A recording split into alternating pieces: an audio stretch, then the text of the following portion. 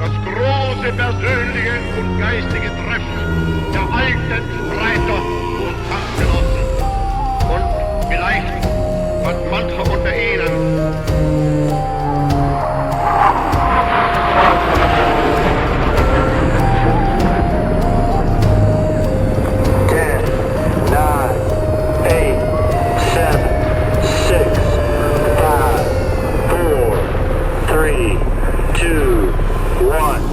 Bienvenidos a Archivos del Tiempo, podcast.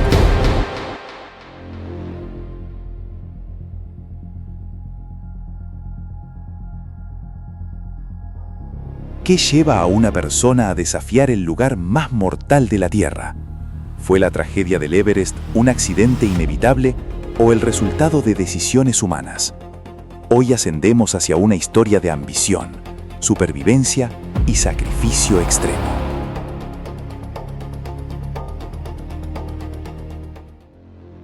Imaginemos estar a 8.000 metros de altura.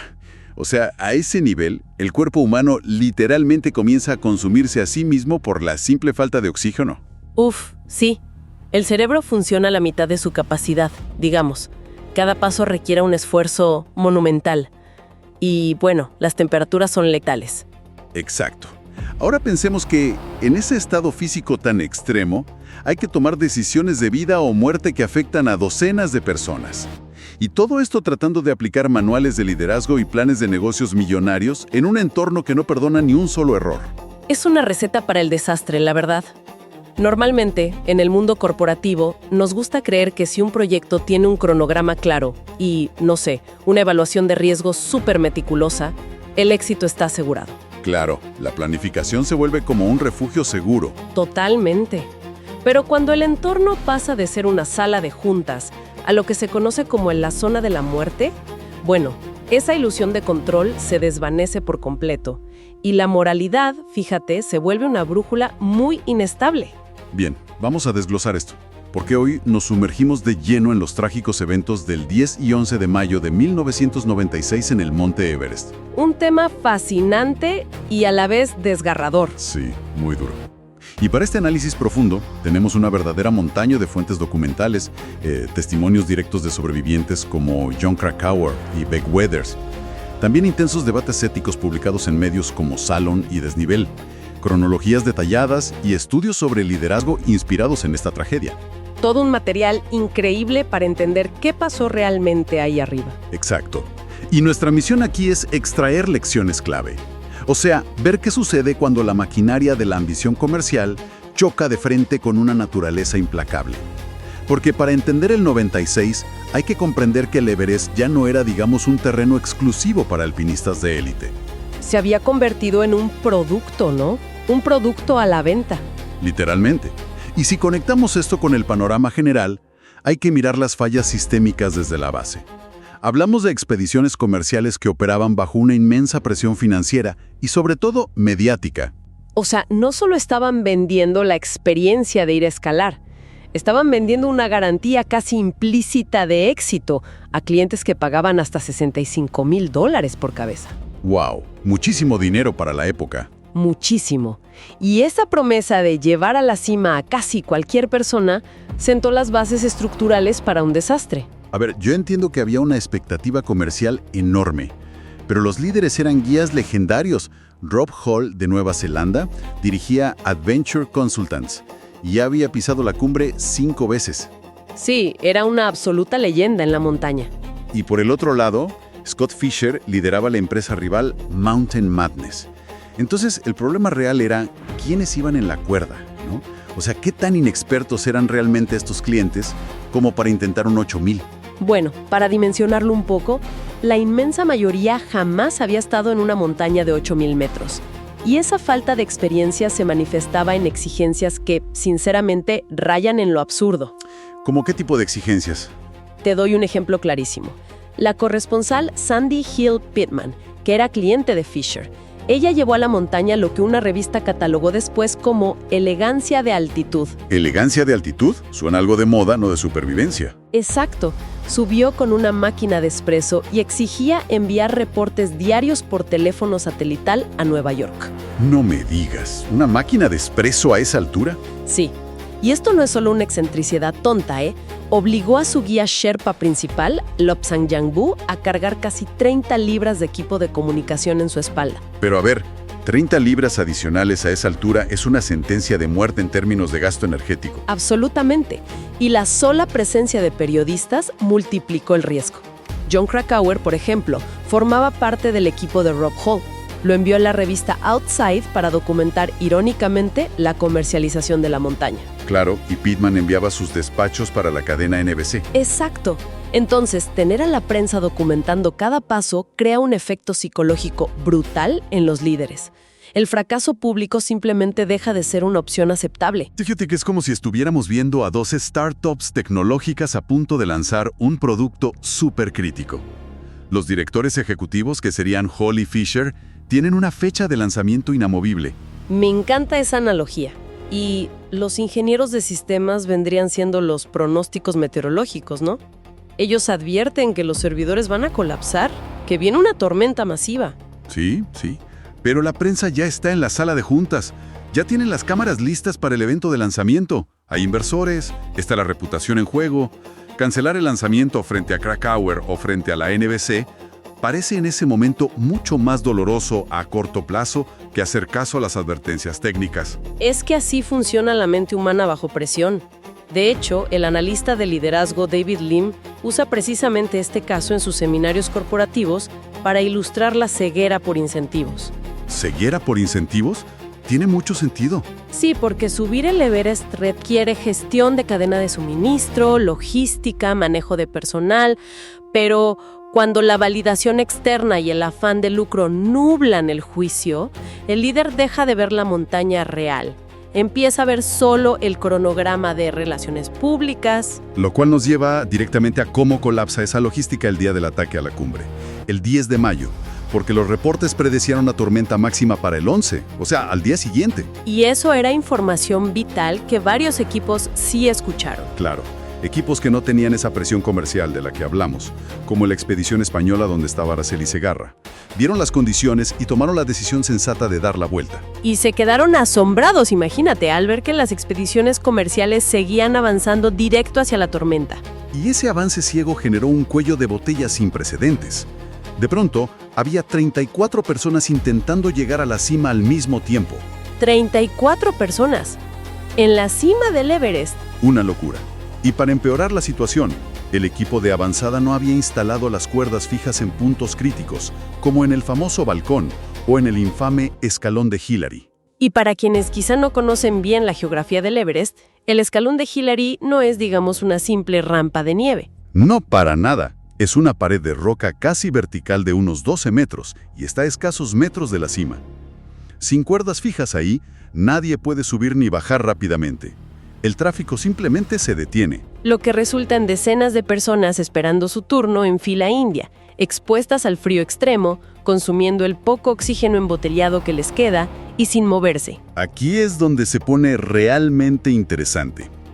Porque a pesar de todos estos retrasos obvios, Rob Hall tenía una regla operativa súper estricta. Una regla de oro que en el montañismo está escrita con sangre. El famoso horario límite. Exacto. A las 2 de la tarde todos deben dar la vuelta hacia el campamento, sin importar qué tan cerca estén de la cumbre. Si son las 2, te das la vuelta. Una regla diseñada literalmente para mantener a la gente con vida. Pero esa misma tarde, el hombre que diseñó la regla, Rob Hall, la ignoró por completo. Ayudó a su cliente Doug Hansen, que era un cartero que había invertido todos sus ahorros y había fracasado el año anterior, a llegar a la cumbre pasadas las 4 de la tarde. ¿2 horas después del límite? Sí. Y por su parte, Scott Fisher llegó casi a las 4 menos cuarto y llegó completamente exhausto, sufriendo probablemente de un severo edema pulmonar o cerebral. Es que es incomprensible desde afuera. Claro, la pregunta es, ¿cómo es posible que los mayores expertos del mundo ignoren su propia regla de supervivencia? Bueno, lo fascinante aquí es entender la mecánica de la hipoxia extrema. En la zona de la muerte no es solo un nombre dramático o una metáfora literaria. Es una frontera biológica real. O sea, el cuerpo simplemente deja de funcionar como debería. Totalmente. A más de 8.000 metros, la presión barométrica es minúscula.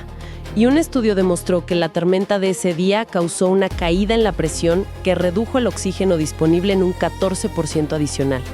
Y a ver, para entender esto a nivel físico, el porcentaje de oxígeno en el aire sigue siendo el mismo, ¿verdad? Pero al no haber presión atmosférica, las moléculas están tan separadas que los pulmones sencillamente no logran empujarlas hacia el torrente sanguíneo. ¿Es así? Tal cual lo dices. Y el cerebro es el primer órgano en sufrir las consecuencias. La falta de oxígeno destruye la función cognitiva superior. Pierdes la capacidad de evaluar riesgos y de medir las consecuencias a largo plazo. Claro, el cerebro se está ahogando. Literalmente.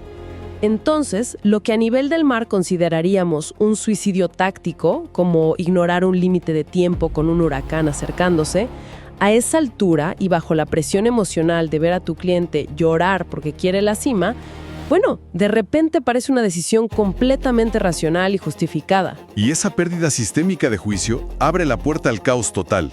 Porque luego entramos al descenso. El cielo se oscurece y una simple nevada se convierte en un huracán con vientos de 70 nudos. La visibilidad se reduce a 0 en minutos. 0 absoluto. Y cuando las reglas grupales y los líderes colapsan, los sobrevivientes quedan reducidos a sus propios instintos morales. Lo cual desencadena, francamente, uno de los debates éticos más feroces en la historia del alpinismo. El famoso enfrentamiento entre Jon Krakauer y el guía estrella de Mountain Madness, el ruso Anatoly Bukreev. Sí, un debate que polarizó por completo a toda la comunidad de escaladores. Es que Krakauer lanzó críticas demoledoras sobre Bukreev en su libro, basadas en 2 puntos tácticos muy específicos. A ver, cuéntanos cuáles eran. Primero, cuestionó que Bukreev, siendo un guía al que le pagaron para proteger a los clientes, decidiera escalar sin usar oxígeno suplementario. Krakauer sostenía que esa falta de oxígeno provocó que el ruso sufriera muchísimo más el frío, y eso lo obligó a descender rápidamente. Claro, porque sin oxígeno te congelas más rápido. ¿Y el segundo punto? El segundo punto fue una crítica durísima por el hecho de que Bukreev bajara al campamento 4 horas antes que las personas a las que se suponía debía proteger. A ver, yo me pongo en el lugar de Krakauer. Y desde afuera, la crítica suena súper lógica. O sea, si a alguien le pagan por guiar, su responsabilidad ética y profesional es quedarse junto al cliente pase lo que pase. Claro, en un escenario de rescate a nivel del mar, esa lógica es inquebrantable, es lo que todos esperaríamos. Pero Bukreev, que además fue apoyado por muchos alpinistas profesionales en su libro The Climb, presentó una defensa muy fundamentada en la realidad bruta de la alta montaña. ¿Y cuál era su argumento principal? Él argumentaba que depender del oxígeno embotellado crea una falsa ilusión de fuerza. Al no usarlo, él conocía exactamente sus límites reales. No dependía de un equipo que podía fallar. Ok, y sobre el hecho de abandonarlos en el descenso. Sobre eso, Bukreev argumentó que quedarse en la zona de la muerte esperando a clientes lentos y exhaustos solo aseguraría que absolutamente todos murieran congelados. Básicamente sumar más cadáveres a la montaña. Exacto. Al bajar rápido, pudo preparar té caliente, rehidratarse y, lo más importante, armar un plan de rescate desde el campamento 4, teniendo energía de reserva. Y bueno, hay que reconocer que su plan funcionó de forma espectacular, ¿no? Porque mientras casi todos los demás sobrevivientes en el campamento estaban paralizados por el agotamiento total o la hipotermia, Bukreev volvía a salir al huracán. Completamente solo y en medio de la oscuridad. Una locura. Y logró localizar al grupo perdido, salvando directamente la vida de Pittman, Fox y Madsen. Fue un esfuerzo sobrehumano. Sí, lo fue. Pero, fíjate, incluso con ese rescate heroico, a mí me cuesta aceptar que abandonar a los clientes en la cima sea una estrategia predeterminada válida. Krakauer de hecho argumentaba en la revista Salón que lo de Bukreev fue un simple golpe de suerte retrospectivo. Suerte porque otros le dijeron dónde estaban, ¿verdad? Exacto. Si otros escaladores no hubieran tropezado milagrosamente con el campamento para darle a Bukreev la ubicación más o menos exacta de los perdidos, él jamás los habría encontrado en esa tormenta. Y hoy la historia lo juzgaría como el guía cobarde que abandonó a su equipo. Es un punto súper válido. El choque entre la visión más, digamos, comercial de Krakauer, donde el cliente debe ser acompañado siempre, y la táctica rusa de supervivencia pura de Bukreev, es insoluble. No hay respuesta fácil. es que chocan dos mundos diferentes. Totalmente. Y aquí entra nuevamente el análisis de David Limam sobre el efecto espectador bajo estrés letal. Lim explica que, en condiciones extremas, los contratos sociales y morales simplemente se desintegran. Se evaporan con el frío. Tal cual. Entra en juego la apatía grupal. La moralidad se vuelve aterradoramente elástica. O sea, el instinto de ayudar a alguien se reduce enormemente si esa persona no es parte de tu círculo íntimo. Y creo que no hay un ejemplo más oscuro de ese efecto espectador que lo que estaba sucediendo exactamente al mismo tiempo, pero en la otra cara de la montaña. Ah, la ruta norte. Sí, en la ruta norte, una expedición de la policía fronteriza indo-tibetana estaba enfrentando su propio infierno personal. 3 escaladores indios celebraron por radio haber llegado a la cima, aunque debido a la nula visibilidad, hoy se cree que se detuvieron unos metros antes. Una tragedia silenciosa. Empezaron a descender en plena tormenta mortal, y uno de ellos, Palchor, pereció refugiado en una pequeña cueva de piedra, convirtiéndose, trágicamente, en el famoso y macabro punto de referencia geográfico conocido por todos como Botas Verdes. Sí, una imagen que ha recorrido el mundo. Pero el verdadero debate ético estalla al día siguiente, con la expedición japonesa de Fukuoka. La historia del equipo japonés resulta desoladora. O sea, durante su ascenso hacia la cumbre a la mañana siguiente, ellos se cruzaron directamente con los escaladores indios. Se los toparon de frente en la ruta. Literalmente. Los testimonios revelan que pasaron junto a un escalador severamente congelado que aún agonizaba. Y luego pasaron cerca de los otros 2. ¿Y qué hicieron? Nada. No hubo intento de comunicación, no compartieron ni una sola gota de agua, ni se dieron una máscara de oxígeno. Continuaron su camino para no arruinar su propio ataque a la cima, la cual, por cierto, coronaron horas más tarde. Es escalofriante. Entender que alguien pase caminando al lado de una persona que está agonizando solo para poder pisar la nieve más alta del mundo. Rompe cualquier concepto de empatía deportiva. Es brutal. El líder de la expedición india, cuando se enteró, no podía creer esa indiferencia tan sistemática. Y la defensa del equipo japonés fue que su propio nivel de agotamiento y la falta de equipo extra les impedía montar un rescate funcional. Retomando a Lim, esto es el colapso absoluto del imperativo moral humano. Claro, porque cuando se invierten fortunas y años de entrenamiento... Exacto. Y tu cuerpo opera al límite biológico de la supervivencia. La vida humana de un desconocido pierde todo su valor frente al objetivo final. Entonces, ¿qué significa todo esto? Si los líderes pierden el juicio, los equipos se desmoronan y la ética desaparece en la tormenta, ¿qué es lo que queda en la montaña cuando por fin sale el sol? Queda el costo humano real. Sí, porque el costo de 1996 no es un simple reporte forense. Nos dejó tragedias insondables, claro, pero también casos de resiliencia médica que desafían a la ciencia misma. Es que la montaña actuó como un amplificador extremo. Destruyó las fachadas corporativas, como decíamos, pero también sacó a la luz actos de amor y resistencia incomparables. Y Rob Hull es el ejemplo más puro de ese contraste. Después de ignorar su propio límite de tiempo, se vio atrapado cerca de la cumbre sur, con Doug Hansen. Y cuando Hansen ya no pudo dar un paso más y el regulador de oxígeno de Hull se congeló, el guía tomó la decisión final. No iba a abandonar a su cliente. Exacto. Atrapado en una cresta expuesta, sabiendo perfectamente que nadie podría subir a rescatarlo, logró hacer una conexión por teléfono satelital con el campamento base. Y ellos lo conectaron con Jan Arnold, su esposa que estaba embarazada en Nueva Zelanda. ¡Qué momento tan devastador! Sus últimas palabras transmitidas fueron para ella. Le dijo, que duermas bien, mi amor, y no te preocupes demasiado. Es desgarrador.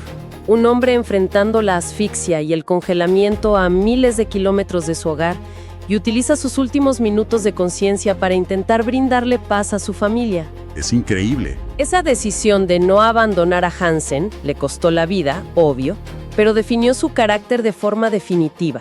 Y mientras Hull fallecía allá arriba, más abajo se estaba gestando algo sencillamente inconcebible. El caso de Beck Weathers. La historia de Beck es médica y humanamente increíble. Este patólogo de Texas que veía en el montañismo extremo el único antídoto contra una depresión clínica devastadora que casi destruye su familia. Pero Beck tenía una condición particular. Se había sometido a una cirugía de queratotomía radial en los ojos. Y hay que explicar por qué esa cirugía fue un factor tan crítico. La queratotomía radial implica hacer pequeñas incisiones en la córnea para corregir la visión. A nivel del mar me imagino que funciona perfecto. A nivel del mar funciona muy bien. Pero a 8.000 metros, la brutal caída de la presión atmosférica altera todos los fluidos internos del ojo. La presión empuja las incisiones, deformando por completo la córnea y desplazando el punto focal. O sea que literalmente la altitud lo dejó ciego en pleno ascenso. Completamente ciego. Al darse cuenta, Rob Hall le ordenó a Weathers que se sentara a un lado de la ruta y no se moviera hasta que él bajara de la cumbre. Y B cumplió su promesa a rajatabla. Pero como sabemos, Hall nunca bajó. Nunca llegó a él. Cuando el huracán azotó la montaña, Weathers intentó descender a ciega con un grupo guiado por Neil Weidelman, pero se perdieron en la tormenta y eventualmente colapsaron en la nieve. Una noche a la intemperie. Sí. Al amanecer, el médico de la expedición, Stuart Catchinson, salió en una misión desesperada de búsqueda y encontró a Withers junto a la escaladora japonesa Yasuko Namba. Ambos estaban medio enterrados bajo el hielo. Y ahí Hutchinson se enfrentó a la decisión de triaje médico más dura posible. Evaluó sus signos vitales y la extensión del congelamiento. Y llegó a la conclusión de que no había nada que hacer. Consideró que ambos estaban clínicamente irrecuperables. Intentar arrastrarlos hasta el campamento habría agotado a los pocos rescatistas sanos que quedaban, arriesgando aún más vidas. Así que, con todo el dolor, tomó la decisión de dejarlos allí para que murieran en paz. Pero Beck Withers desafió toda la lógica biológica. Fue dado por muerto y horas más tarde, tras pasar una noche a casi 40 grados bajo cero, despertó de un coma hipotérmico. Es que la ciencia médica no tiene registros de algo similar a esa altitud. Es un milagro. Él relató después que, en medio de su delirio, abrió los ojos, vio su mano derecha cristalizada por el hielo, la golpeó contra el suelo y sonó como madera hueca. Ese sonido seco lo hizo entender que no estaba soñando en la comodidad de su cama. Se dio cuenta de que estaba muriendo. Sí. Y completamente ciego y con el rostro oscurecido por la necrosis, se puso de pie e inició una caminata instintiva hacia el campamento. Los sobrevivientes relataron que verlo llegar fue, literal, como ver a un fantasma caminar desde el más allá. Y la pesadilla no terminó ahí para él. Una segunda tormenta derribó su tienda de campaña esa misma noche. Y lo dieron por muerto de nuevo. 2 veces dado por muerto. Sí, y a la mañana siguiente seguía respirando. El operativo para bajarlo vivo requirió un esfuerzo monumental de escaladores de varias expediciones distintas. Y todo esto culminó con la intervención del piloto nepalí Madan Katrijetri, que arriesgó su propia vida realizando el rescate en helicóptero a mayor altitud registrado en la historia hasta ese día. Fue un rescate icónico. Araceli Segarra y su equipo tuvieron que derramar jugo en polvo rojo sobre la nieve para marcar una X gigante, una zona de aterrizaje improvisada cerca de la peligrosísima cascada de hielo. Jugo en polvo para salvar una vida. Rescataron a Weathers y al escalador taiwanés Makalu Gao. Y bueno, Beck sobrevivió, pero el precio físico fue altísimo. Le amputaron el brazo derecho por debajo del codo, todos los dedos de la mano izquierda y gran parte de la nariz, que luego fue reconstruida. Un costo físico tremendo. Pero fíjate, lo más impactante es lo que Beck escribió en sus memorias después. Dijo que perder sus extremidades en esa montaña borró para siempre la nube negra de su depresión clínica. Encontró una apreciación por la vida que nunca antes había experimentado. Y esto plantea una pregunta importante sobre la psique humana. En un lapso de 24 horas y en unos pocos kilómetros cuadrados de hielo, presenciamos el abandono calculador de expediciones obsesionadas con la cima. La indiferencia total. Sí, pero también vimos la voluntad sobrenatural de alguien que simplemente se niega a morir. Es la dualidad de la supervivencia extrema. Saca a la luz nuestro egoísmo más primario y a la vez nuestro instinto más heroico de aferrarnos a la existencia. Totalmente. Y creo que esa es la síntesis de esta tragedia. El desastre del 96 no fue simplemente un caso de mala suerte meteorológica. No, para nada. Fue una catástrofe forjada por el ser humano. Fue el resultado de ignorar deliberadamente las advertencias, de sucumbir a presiones comerciales y mediáticas que asfixiaron el buen juicio, de aplicar manuales de negocios a la fuerza indomable de la naturaleza y de lidiar con dilemas éticos irresolubles cuando la falta de oxígeno, literalmente, apaga la empatía. Es un recordatorio brutal de que los sistemas organizacionales y los planes maestros se desmoronan por completo cuando se enfrentan a variables que no pueden ser domesticadas con dinero o con pura ambición. Totalmente de acuerdo. Pero antes de cerrar este análisis profundo, hay un detalle estadístico escondido en el reporte de Krakauer que cambia toda la perspectiva sobre esta historia. A ver, cuéntanos. Es algo que de verdad invita a reflexionar.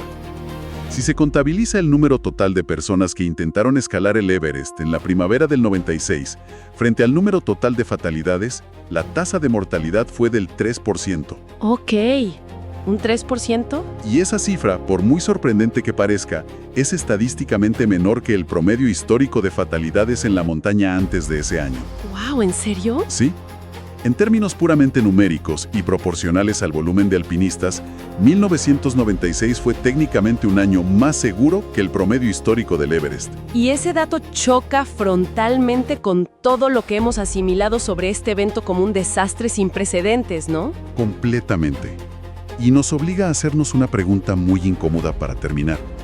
¿Qué tanto de lo que consideramos un fracaso, un riesgo intolerable o una tragedia absoluta, ya sea en los negocios, en nuestra carrera o en la vida diaria, se basa realmente en datos objetivos y comprobables?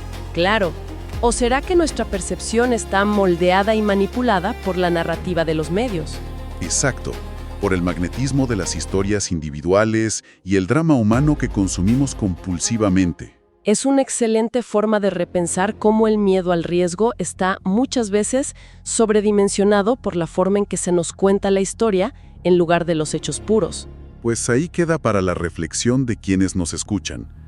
Al final del día, cuando la visibilidad desaparece y la tormenta golpea de verdad, ni el plan de negocios perfecto ni la estadística más precisa te sacarán adelante. Lo único que cuenta es entender hasta dónde llegan tus verdaderos límites y descubrir de qué material estás hecho cuando ya no te queda oxígeno. Gracias por acompañarnos en este viaje al pasado. Nos encontramos en el próximo episodio para seguir descubriendo lo que la historia aún tiene por decir.